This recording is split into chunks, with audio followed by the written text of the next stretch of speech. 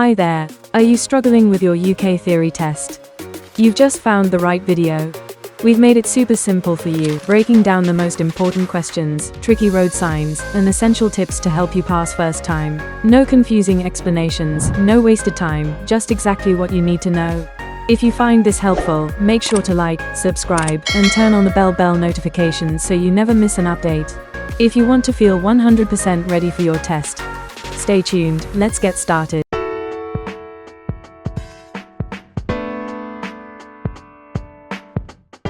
Question 1. What's the minimum time gap you should leave when following a vehicle on a wet road? A. 4 seconds. B. 2 seconds. C. 1 second. D. 3 seconds.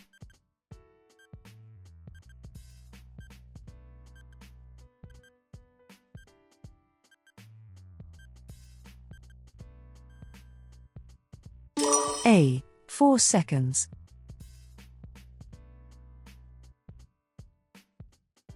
Water will reduce your tire's grip on the road. The safe separation gap of at least 2 seconds in dry conditions should be doubled to at least 4 seconds in wet weather. Question 2. What does this sign mean? A. End of maximum speed. B. End of minimum speed. C. Maximum speed 30 miles per hour.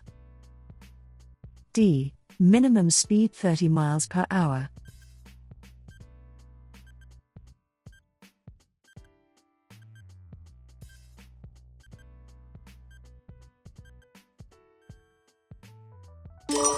B. End of minimum speed.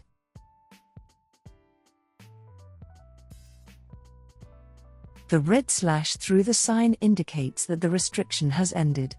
In this case, the restriction was a minimum speed limit of 30 miles per hour. Question 3. What should you do if you want to overtake a tractor but aren't sure that it's safe? A. Speed past, flashing your lights at oncoming traffic. B. Sound your horn to make the tractor driver pull over. C. Stay behind it if you're in any doubt. D. Follow another vehicle as it overtakes the tractor.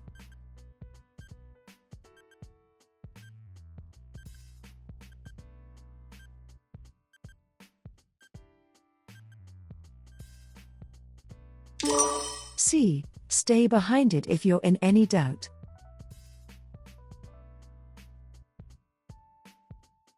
Following a tractor can be frustrating, but never overtake if you're unsure whether it's safe.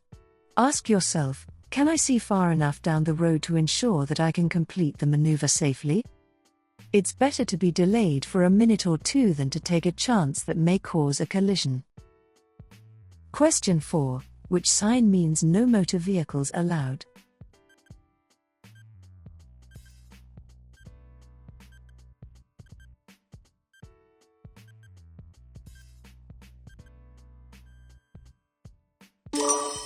B. This sign is used to enable pedestrians to walk free from traffic. It's often found in shopping areas. Question 5. What should you do if a doctor prescribes drugs that are likely to affect your driving? A. Only drive if someone is with you. B. Avoid driving on motorways. C. Get someone else to drive. D. Never drive at more than 30 miles per hour.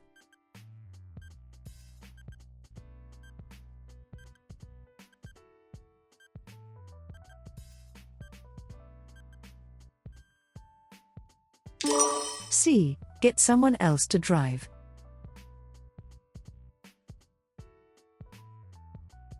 You shouldn't drive if you're taking medicine that could cause you to feel drowsy at the wheel. Ask someone else to drive or, if that isn't possible, find another way to get home. Hi there, I hope this video is helpful for you. If it is, please subscribe and turn on notifications for more driving tips and tests. And don't forget to comment your score. Let's get back to the video. Question 6. The road is wet. Why would a motorcyclist steer around drain covers while they were cornering? A. To avoid splashing pedestrians on the pavement. B. To help judge the bend using the drain covers as marker points. C. To avoid puncturing the tires on the edge of the drain covers. D. To prevent the motorcycle sliding on the metal drain covers.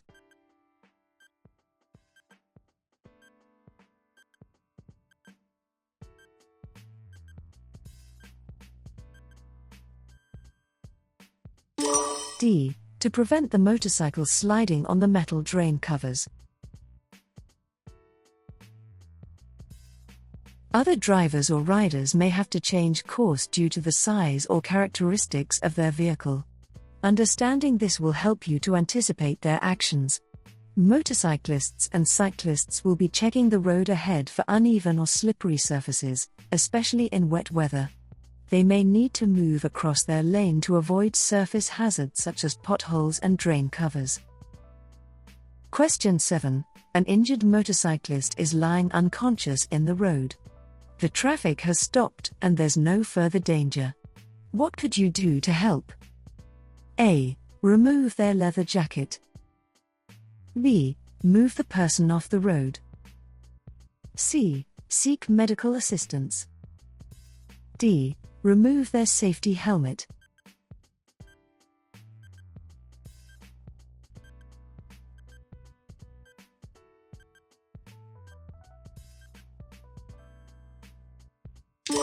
C. Seek medical assistance.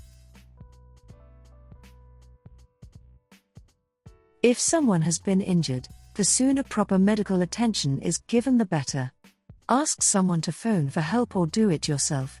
An injured person should only be moved if they're in further danger. An injured motorcyclist's helmet shouldn't be removed unless it's essential. Question 8. You arrive at the scene of a motorcycle crash. No other vehicle is involved. The rider is unconscious and lying in the middle of the road. What's the first thing you should do at the scene? A. Give the rider reassurance.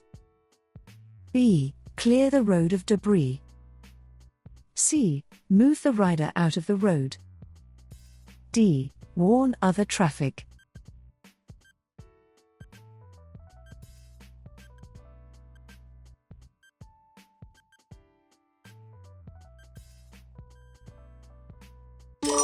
D. Warn other traffic.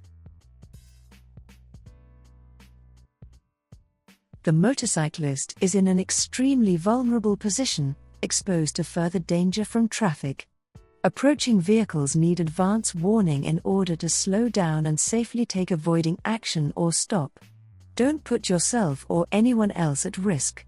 Use the hazard warning lights on your vehicle to alert other road users to the danger.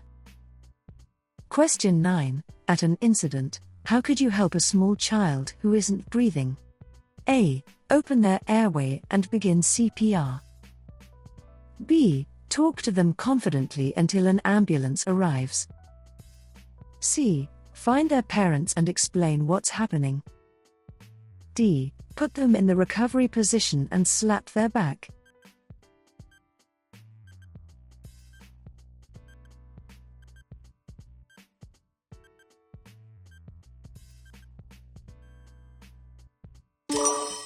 A. Open their airway and begin CPR. If a young child has stopped breathing, first check that their airway is open and then begin CPR. With a young child, you may only need to use one hand and you shouldn't press down as far as you would with an adult. Continue the procedure until the child is breathing again or until a medical professional takes over. Question 10. Which vehicles are least likely to be affected by side wind? A. Cars. B. High-sided vehicles. C. Motorcyclists. D. Cyclists.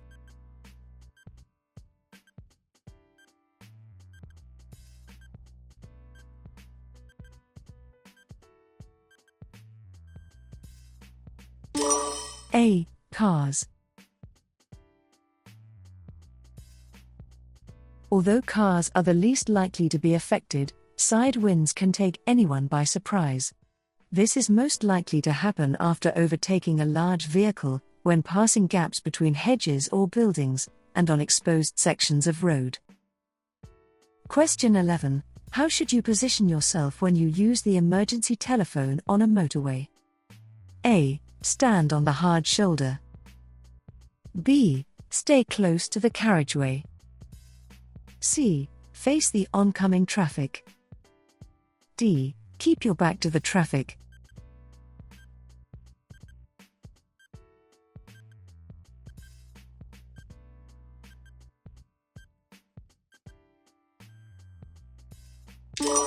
C. Face the oncoming traffic.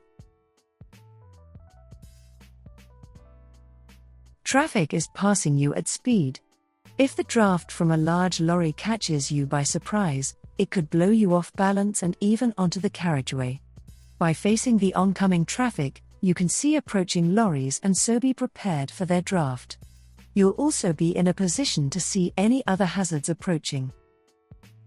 Question 12. What does this sign mean? A. Cars only. B. No cars. C. Motorcycles only. D. No motorcycles.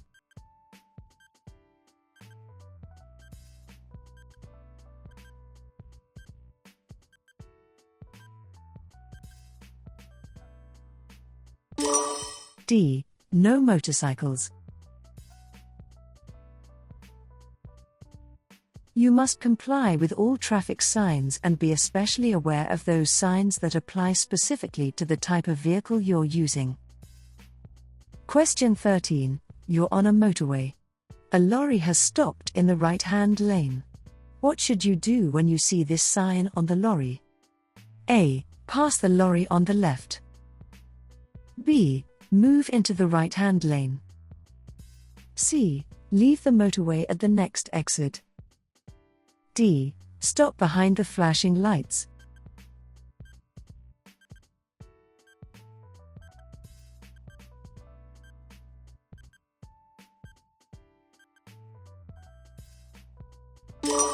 A. Pass the lorry on the left. Sometimes work is carried out on the motorway without closing the lanes. When this happens, signs are mounted on the back of lorries to warn other road users of the roadworks ahead. Question 14. When would you use the right-hand lane of a two-lane dual carriageway? A. When you're passing a side road on the left. B. When you're turning right or overtaking. C. When you're staying at the minimum allowed speed. D. When you're driving at a constant high speed.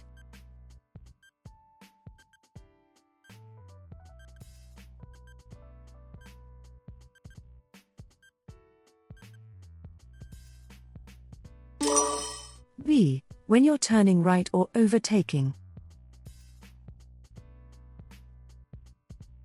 Normally you should travel in the left-hand lane and only use the right-hand lane for overtaking or turning right. Move back into the left lane as soon as it's safe, but don't cut in across the path of the vehicle you've just passed. Question 15. Which sign means you have priority over oncoming vehicles?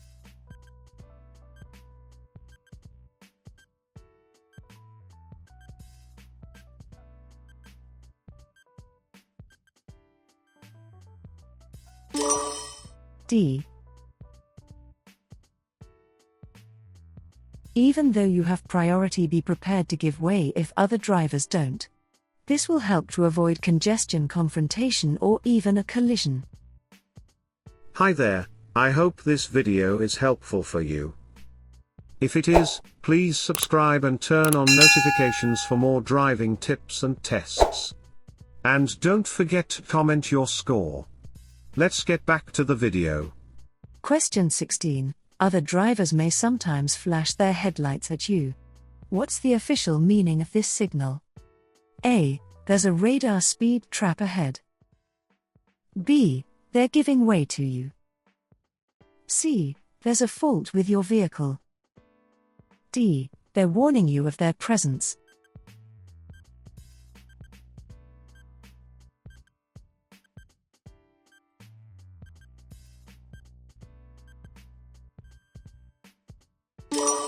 D. They're warning you of their presence.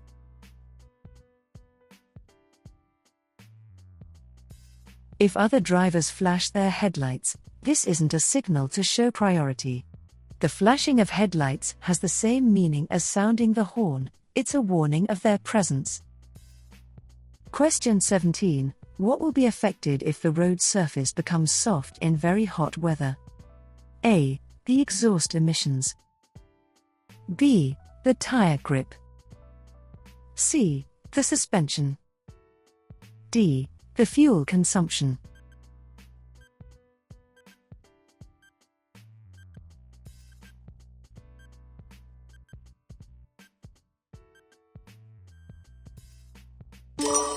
B. The tire grip.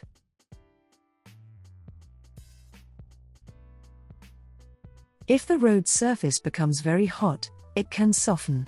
Tires are unable to grip a soft surface as well as they can a firm dry one. Take care when cornering and braking. Question 18. What's the main hazard you should be aware of when following this cyclist? A. The cyclist may move to the left and dismount. B. The cyclist may get off and push their bicycle. C. The cyclist may swerve into the road. D. The cyclist may wish to turn right at the end of the road.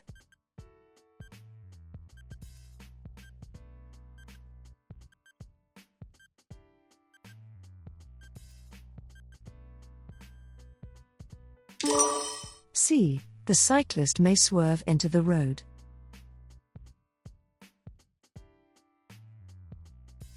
When following a cyclist, be aware that they have to deal with the hazards around them. They may wobble or swerve to avoid a pothole in the road or see a potential hazard and change direction suddenly. Don't follow them too closely or rev your engine impatiently. Question 19. Why should you check for motorcyclists just before turning right into a side road? A. They may be overtaking on your left. B.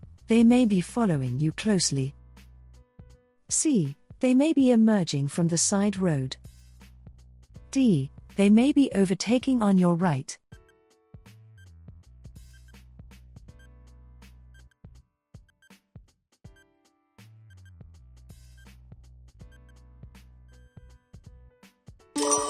D. They may be overtaking on your right.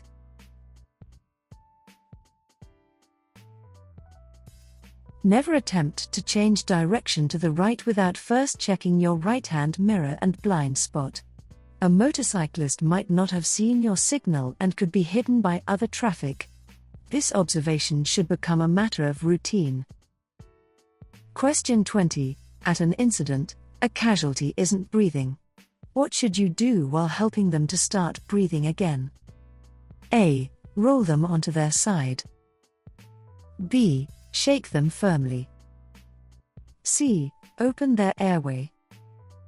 D. Put their arms across their chest.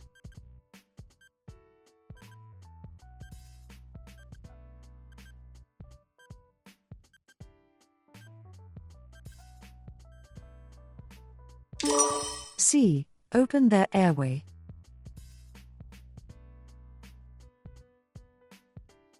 It's important to ensure that the airway is open before you start CPR. To open the casualty's airway, place your fingers under their chin and lift it forward. Question 21. What does a sign with a brown background show? A. Motorway routes. B. Minor roads. C. Tourist directions. D. Primary roads.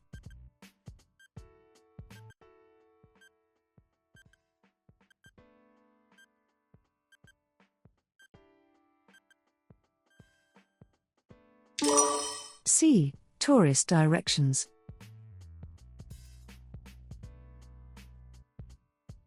Signs with a brown background give directions to places of interest. They're often seen on a motorway, directing you along the easiest route to the attraction. Question 22. What does this sign mean? A. Ring road. B. Mini roundabout. C. Roundabout. D. No vehicles.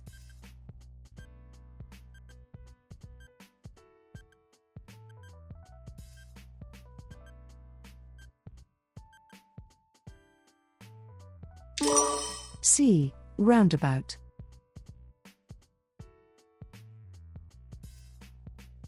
As you approach a roundabout, look well ahead and check all signs. Decide which exit you wish to take and move into the correct position as you approach the roundabout, signaling as required. Question 23. What does this sign mean? A. No through road on the left. B. Turn left for parking area. C. Turn left for ferry terminal. D. No entry for traffic turning left.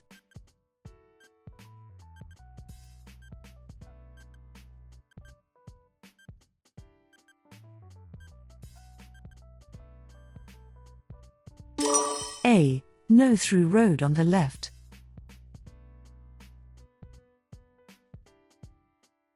This sign shows you that you can't get through to another route by turning left at the junction ahead. Question 24. You see these double white lines along the center of the road. When may you park on the left? A. To pick up or set down passengers. B. If the line nearest to you is broken. C. When there are no yellow lines. D. During daylight hours only.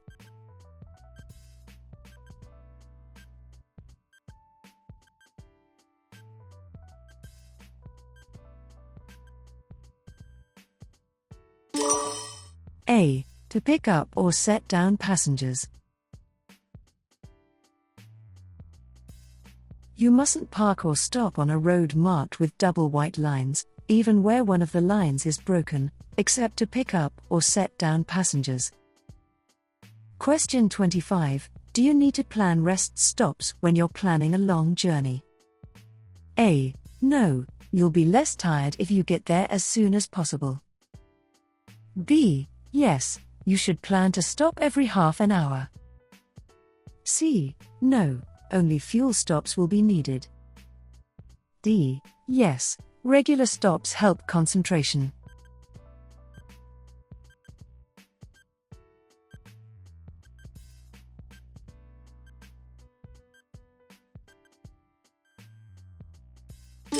D. Yes, regular stops help concentration.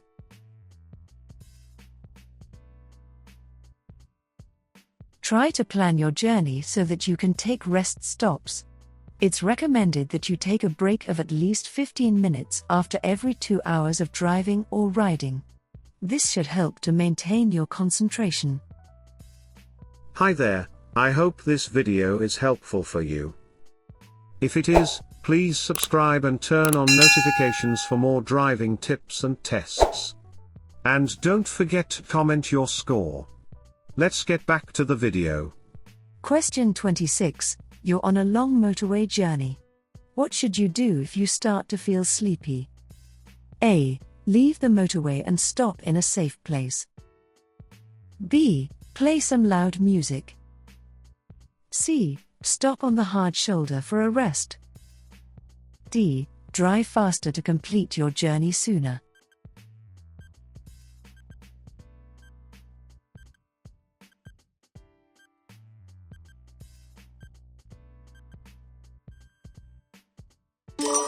A. Leave the motorway and stop in a safe place. If you feel sleepy, you should leave the motorway at a service area or at the next exit and stop in a safe place to rest. A supply of fresh air can help to keep you alert before you reach the exit, but it isn't a substitute for stopping and resting. Question 27. How can you avoid wheel spin when you're driving on an icy road? A. Use the parking brake if the wheels start to slip. B. Brake gently and repeatedly. C. Drive at a slow speed in the highest gear possible. D. Drive in a low gear at all times.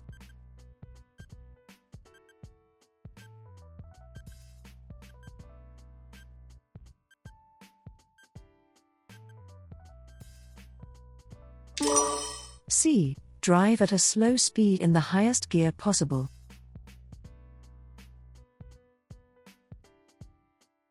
If you're traveling on an icy road, extra caution will be required to avoid loss of control.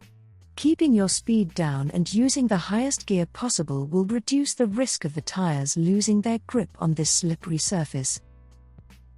Question 28. You intend to turn left at the traffic lights. What should you do just before turning? A. Check for bicycles on your left. B. Move up closer to the car ahead. C. Move out to the right. D. Check your right mirror.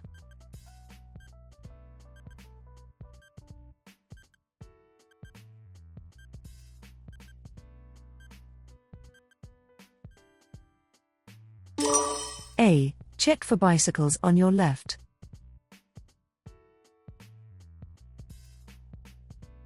If you've been in a queue of traffic and are about to turn left, check your near side for cyclists, as they often filter past on the near side of slow-moving or stationary vehicles. Question 29. What should you do if you become tired while you're driving on a motorway? A. Increase your speed and turn up the radio volume. B. Leave the motorway at the next exit and rest. C. Pull up on the hard shoulder and change drivers. D. Close all your windows and set the heating to warm.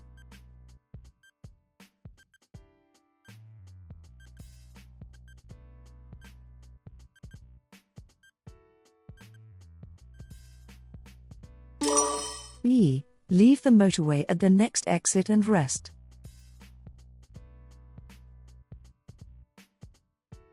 If you feel yourself becoming tired or sleepy, you should leave the motorway at the next exit or services and stop for a rest. If you have to drive a long way, leave earlier and plan your journey to include rest stops. That way you're less likely to become tired while driving and you'll still arrive in good time. Question 30. What can you do to help prevent tiredness on a long journey? A. Play loud music in the car. B. Eat a large meal before driving. C. Take regular refreshment breaks. D. Complete the journey without stopping.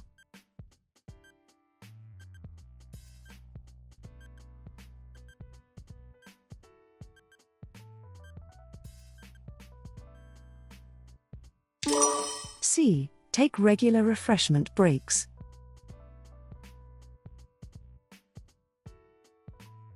Long-distance driving can be boring. This, coupled with a stuffy, warm vehicle, can make you feel tired and sleepy. Make sure you take rest breaks to help you stay awake and alert. Stop in a safe place before you get to the stage of fighting sleep. Question 31. Why is it dangerous to leave rear fog lights switched on after the fog has cleared? A. Direction indicators may not work properly. B. The bulbs would fail. C. Electrical systems could be overloaded. D. They may be confused with brake lights.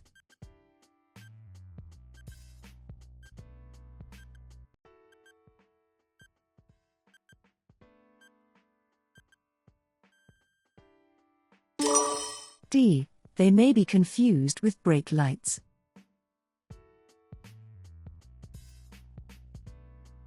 If your rear fog lights are left on when it isn't foggy, the glare they cause makes it difficult for road users behind to know whether you're braking or you've just forgotten to turn off your rear fog lights. This can be a particular problem on wet roads and on motorways.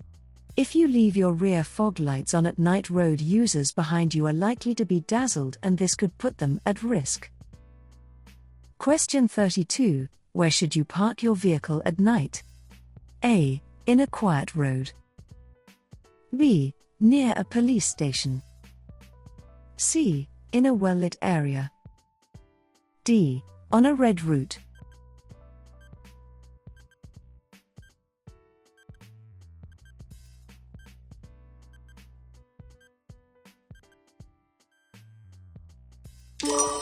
C. In a well-lit area.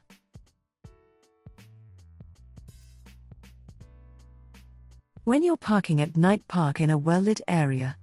This can help deter criminals from targeting your vehicle. Question 33. When are you allowed to park in a parking bay for disabled drivers? A. When you have a wheelchair. B. When you have a blue badge. C. When you have an adapted vehicle. D. When you have an advanced driver certificate.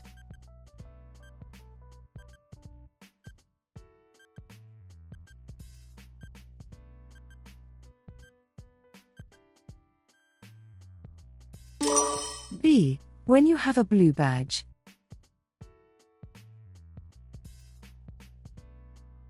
Don't park in a space reserved for disabled people unless you or your passenger are a blue badge holder.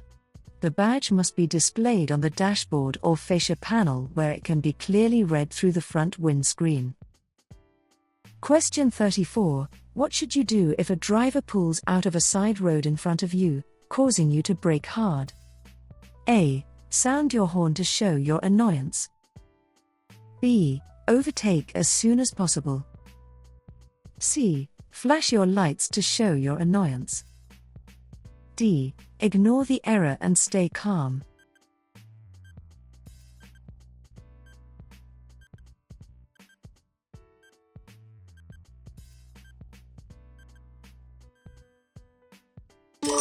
D. Ignore the error and stay calm.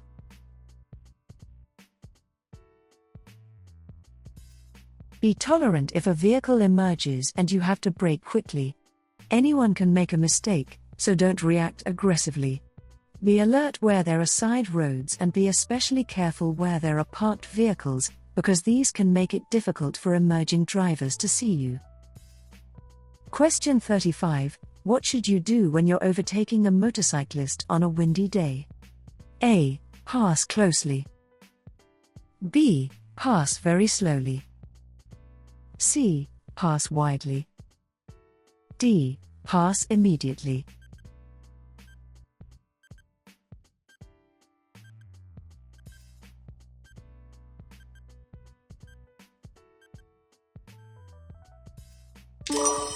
C. Pass widely.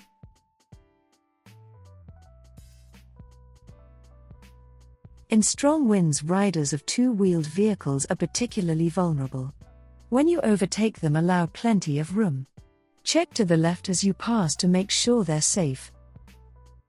Hi there, I hope this video is helpful for you. If it is, please subscribe and turn on notifications for more driving tips and tests. And don't forget to comment your score. Let's get back to the video. Question 36. How can you avoid wasting fuel? A. By having your vehicle serviced regularly. B. By revving the engine in the lower gears. C. By driving at higher speeds where possible. D. By keeping an empty roof rack on your vehicle.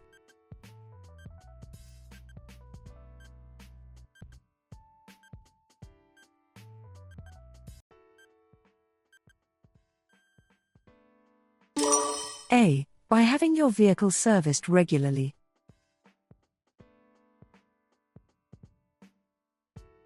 If you don't have your vehicle serviced regularly, the engine will gradually become less efficient. This will cause increased fuel consumption and in turn an increase in the amount of harmful emissions it produces. Question 37. You're driving on a one-way street. What should you do if you realize you've taken the wrong route? A. Reverse out of the road. B. Reverse into a driveway. C. Turn around in a side road. D. Continue and find another route.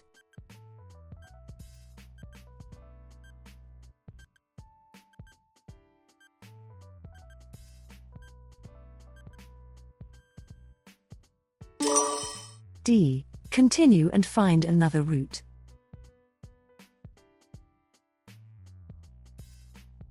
Never reverse or turn your vehicle around in a one-way street. It's illegal and could even cause a collision. If you've taken a wrong turn, carry on along the one-way street and find another route, checking the direction signs as you drive. Stop in a safe place if you need to check a map. Question 38. Your vehicle has broken down on a motorway. What should you do if you aren't able to get onto the hard shoulder? A. Stop the traffic behind and ask for help. B. Switch on your hazard warning lights. C. Stand behind your vehicle to warn others. D. Attempt to repair your vehicle quickly.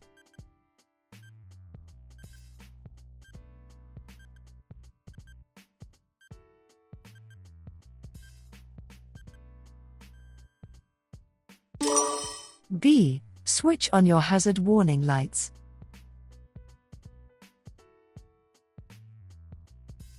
If you can't get your vehicle onto the hard shoulder, use your hazard warning lights to warn others. Leave your vehicle only when you can safely get clear of the carriageway. Don't try to repair the vehicle or attempt to place any warning device on the carriageway. Question 39. Who's responsible for paying the vehicle tax? A. The Driver and Vehicle Licensing Agency, DVLA. B. The driver of the vehicle. C. The car dealer. D. The registered keeper of the vehicle.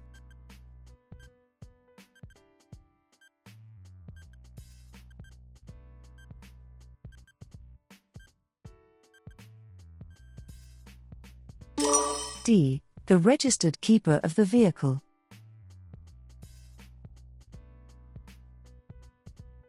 The registered keeper of the vehicle is responsible for paying the vehicle tax or making a statutory off-road notification, SORN, if the vehicle is to be kept untaxed and off the road. Question 40. What circumstances require you to notify the Driver and Vehicle Licensing Agency, DVLA? A. When your vehicle needs an MO certificate. B. When your health affects your driving. C. When you have to work abroad. D. When you lend your vehicle to someone.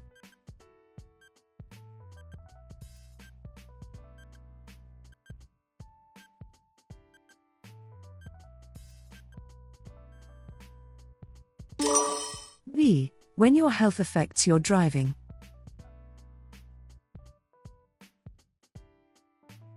DVLA holds the records of all vehicles, drivers and riders in Great Britain and Northern Ireland. They need to know if you have a medical condition that might affect your ability to drive safely. You must tell them if your health deteriorates and you become unfit to drive. Question 41. Why are vehicles fitted with rear fog lights? A. To warn drivers following closely to drop back. B. To show when they've broken down in a dangerous position. C. To make them more visible in thick fog. D. To make them more visible when driving at high speed.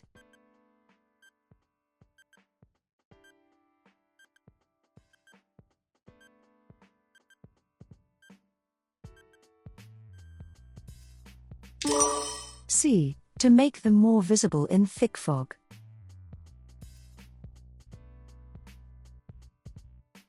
Rear fog lights make it easier to spot a vehicle ahead in foggy conditions. Avoid the temptation to use other vehicles' lights as a guide, as they may give you a false sense of security. Question 42. Why should you try and park in a secure car park? A. It stops the car being exposed to bad weather. B. It doesn't cost anything to park here. C. It makes it easy to find your car. D. It helps deter thieves.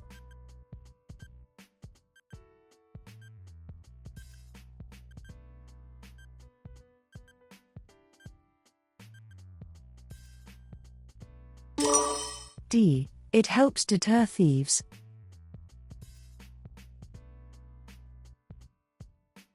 Whenever possible, leave your car in a secure car park. This will help deter thieves. Question 43. Other than direction indicators, how can you give signals to other road users? A. By using brake lights. B. By using side lights. C. By using fog lights. D. By using interior lights.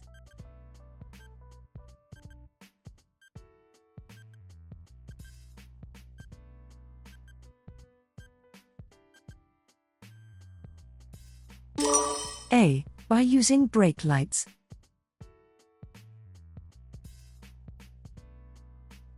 Your brake lights will give an indication to traffic behind that you're slowing down. Good anticipation will allow you time to check your mirrors before slowing. Question 44. How can you help to prevent your car radio being stolen?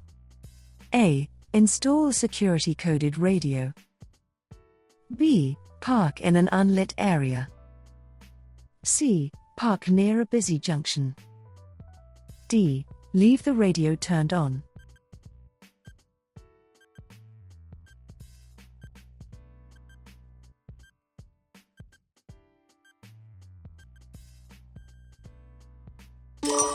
A. Install security coded radio.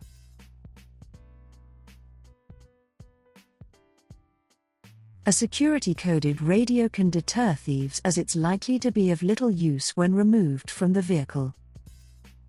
Question 45. You're driving on an open road in dry weather. What distance should you keep from the vehicle in front? A. 2 meters, 6 feet 6 inches. B. 1 car length. C. A 2-second time gap. D. 2 car lengths.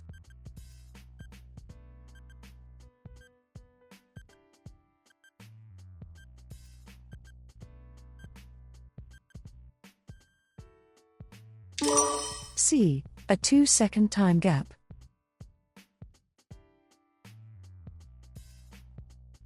One way of checking there's a safe distance between you and the vehicle in front is to use the 2-second rule.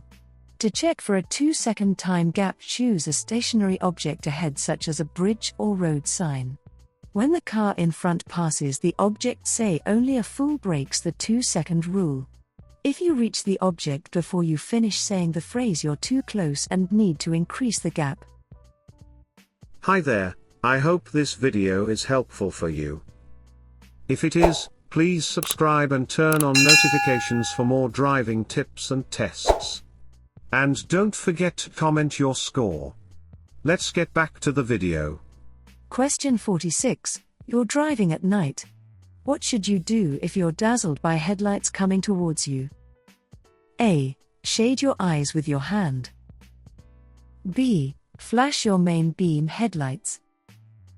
C. Slow down or stop. D. Pull down your sun visor.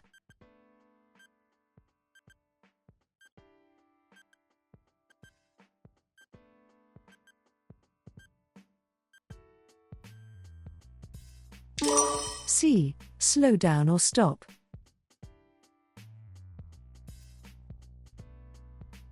If the headlights of an oncoming vehicle dazzle you, slow down or, if necessary, stop. Don't close your eyes or swerve, as you'll increase your chances of having a collision. Don't flash your headlights either, as this could dazzle other drivers and make the situation worse. Question 47. What's the speed limit for a car towing a caravan on a dual carriageway? A. 60 miles per hour. B. 70 miles per hour. C. 50 miles per hour. D. 40 miles per hour.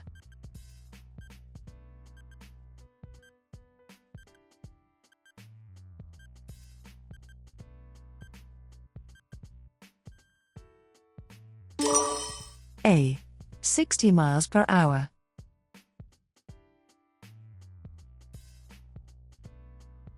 The speed limit for cars towing caravans or trailers on dual carriageways or motorways is 60 miles per hour. Due to the increased weight and size of the combination, you should plan further ahead. Take care in windy weather as a strong side wind can make a caravan or large trailer unstable. Question 48. You're driving on a busy main road. What should you do if you find that you're driving in the wrong direction? A. Turn into a side road on the right and reverse into the main road. B. Turn around in a side road. C. Make a U-turn in the main road. D. Make a 3-point turn in the main road.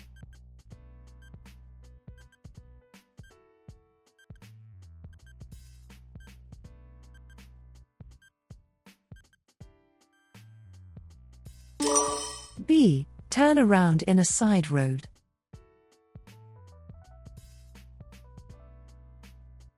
Don't turn around in a busy street or reverse from a side road into a main road. Find a quiet side road and choose a place to turn around where you won't obstruct an entrance or exit. Look out for pedestrians and cyclists as well as other traffic. Question 49. You've broken down on a two-way road. You have a warning triangle. At least how far from your vehicle should you place the warning triangle? A. 25 meters, 82 feet. B. 5 meters, 16 feet. C. 45 meters, 147 feet. D. 100 meters, 328 feet.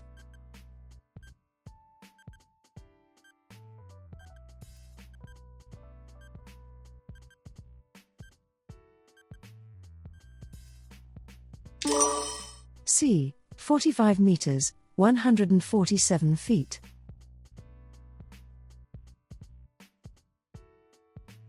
Advance warning triangles fold flat and don't take up much room. Use one to warn other road users if your vehicle has broken down or if there has been an incident. Place it at least 45 meters, 147 feet, behind your vehicle, or the incident, on the same side of the road or verge. Place it further back if the scene is hidden by, for example, a bend, hill or dip in the road. Don't use warning triangles on motorways. Question 50. Your car breaks down on a level crossing. What's the first thing you should do? A. Stay in your car until you're told to move. B. Walk down the track and signal the next train. C. Leave your vehicle and get everyone clear. D. Tell drivers behind what's happened.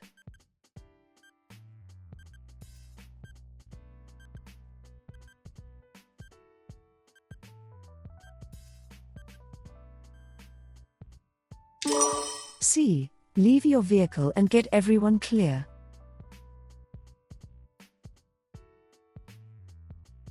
If your vehicle breaks down on a level crossing, your first priority is to get everyone out of the vehicle and clear of the crossing. Then use the railway telephone if there is one to tell the signal operator. If you have time before the train arrives, move the vehicle clear of the crossing, but only do this if the alarm signals aren't activated.